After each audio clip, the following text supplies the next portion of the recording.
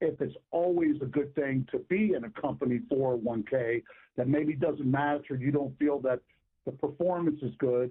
The 401k itself is not an investment. It is how the investment is treated under Section 401k or Section 401 subsection K of the IRS code, meaning that you're allowed to have money taken out of your check and put into an investment pre-tax, and then it grows tax-free if it's a Roth 401k, tax-deferred if it's a regular 401k. Now, what's been underperforming is not the actual 401k. It's more like the coat that is keeping the investment warm. It's the investment inside the coat that sucked.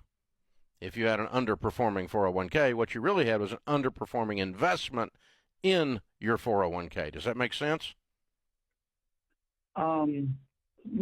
Sort of. And what do you mean by that? Like you okay, pretend like there's a cookie jar, and that's the investment with the cookies.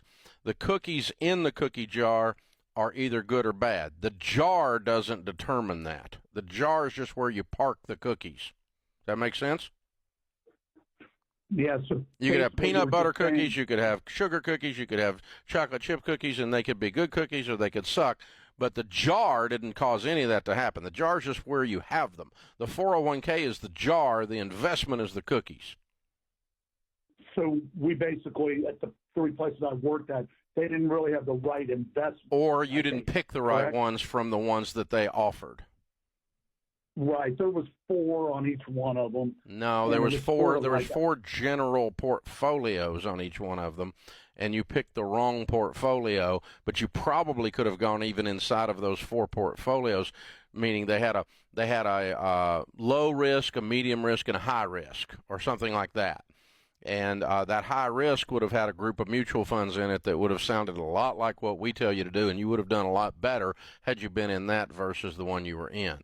And so what you're looking for is you're looking for mutual funds inside the 401k, whether there's a match or not. A match is helpful, obviously, because it's freaking free money. But you're looking for mutual funds inside the 401k that have a good long-term track record. And I personally, in my 401k here at my business, do this, and I recommend that other people do the same thing, that you put it in 4 types of mutual funds. Growth and income, aggressive growth, and international. And that's the cookies, okay? That's some in a chocolate chip cookie, you want some peanut butter cookie, you want some sugar cookie, and so on, right? Some Oreos or whatever. I'm just making this up as I go here. But the